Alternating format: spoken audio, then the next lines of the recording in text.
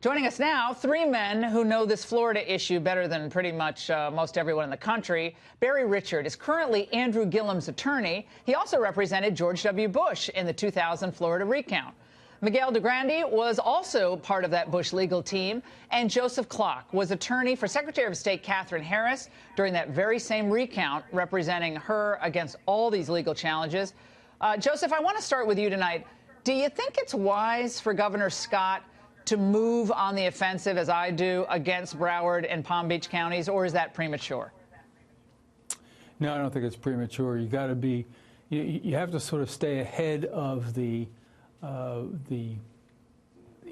flow of what's going on. I think I was not aware of the lawsuit until I drove over here tonight, but obviously all he wants to do is just to make sure that there's judicial supervision of what's going on and that things don't happen that ought not happen. Barry, I want to go to you. You're representing Andrew Gillum. He did concede the other night, but as you said earlier tonight, I heard you said, look, that's not a contract. I mean, he thought that the moment warranted a concession. But your client and you say you're watching things very closely with the vote count. Last I checked, I think it was about 40,000 or so votes separating Gillum, of course, and Ron DeSantis. What are you looking at tonight?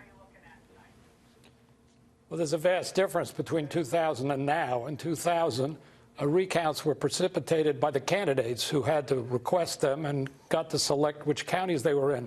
The legislature, as a result of 2000, has significantly changed Florida statutes, so the candidates really have nothing to do with it now.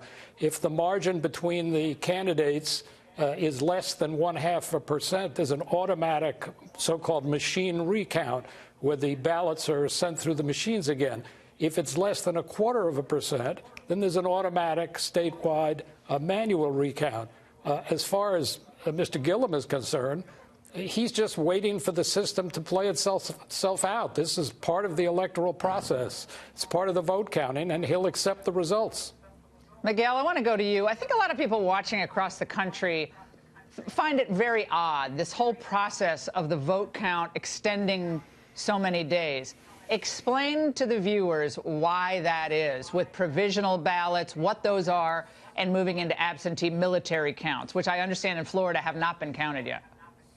Well, provisional and military absentees are one issue, but what we can't understand is why is it that mail-in ballots and early votes are still being counted and have not yet been properly recorded. According to our laws, those votes are supposed to be uploaded the day before election so that they could be reported half an hour after the votes close the next day. So we're at a loss to understand what's happening in Palm Beach and Broward.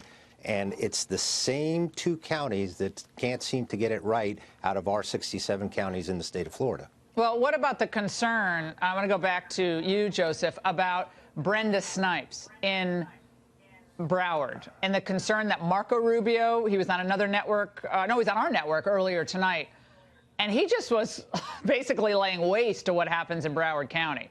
The president tweeted out about this also tonight, which we'll put up on the screen. We put it up on the screen, and then I'll go back to you, Joseph.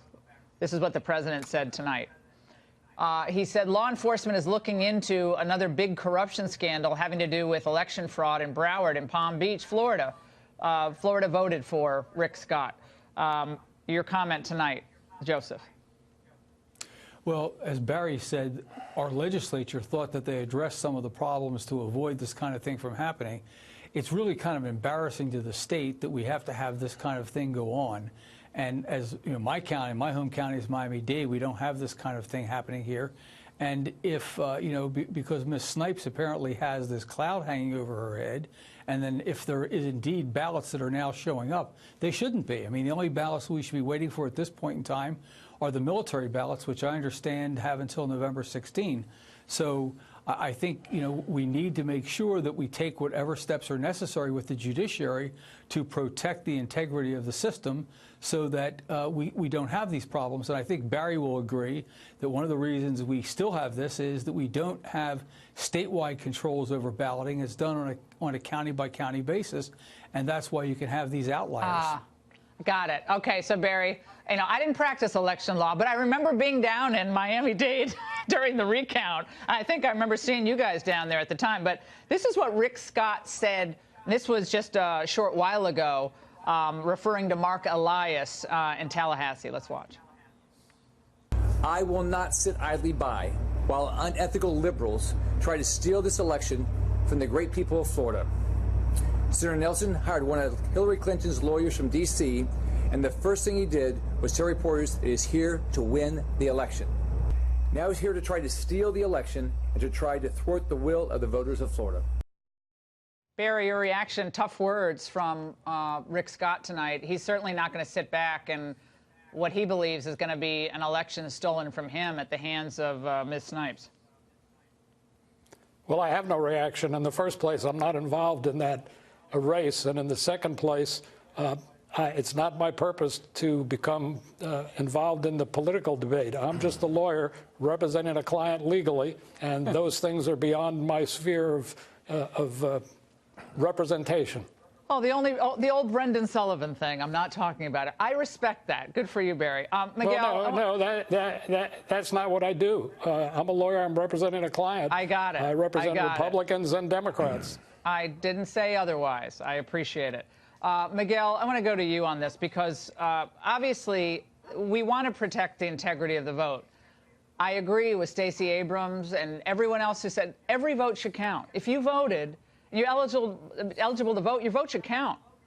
I think what people watch this and they're like, how is this in the United States of America that this kind of stuff seems to drag on? People are talking about this dragging on another few weeks in Florida. And I think that's what kind of eats away at people, both Democrats, Republicans, and people on the, in the middle. Laura, I can't agree more. I lost my first election to the Florida House of Representatives by one vote in 1988. So I'm very keen on the fact that every vote needs to be counted and an election needs to be tabulated fairly. What concerns us at this point is the irregularities that are occurring when we can't view the ballots being, for example, the ballots that are damaged being duplicated, which is required by law in the presence of witnesses, and we're denied access to that process. When we start hearing that in Palm Beach County, there are situations where they are actually taking, steps that are outside of the public domain, that they are divining voter intent when that is the exclusive providence of the canvassing board, and putting those as recorded votes instead of bringing them to the canvassing board for their determination in a public process, we should all be very concerned. Yeah, they have to be verified by the proper channels, not just divined, intention divined. And by the way, Gillum's campaign put out a tweet. The Gillum campaign is looking for volunteers to help cure leftover ballots. What does that mean, Barry, since you will talk about your client? We're almost out of time. I get it, guys. So cure leftover ballots. What does that mean, Barry? To cure leftover ballots? Yeah, that's what your campaign sent out. What does that mean? I don't know what it means. I'm not. Okay, you represent them, but you don't know what that means. Okay.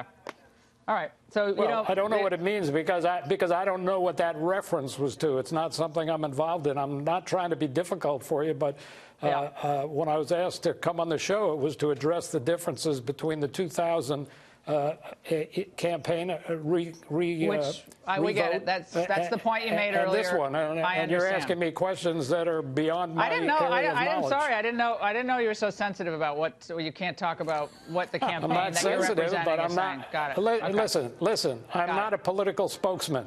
I'm a lawyer who represents clients. I understand. If you want to ask me about that, I'm happy to respond. Well, this is your client, I imagine, talking about curing ballots. You asked me what a statement meant when it said cure ballots. That's not a legal term. I didn't write the statement, and I don't know what it means. Right. We appreciate it. Gentlemen, thank you very much for joining us.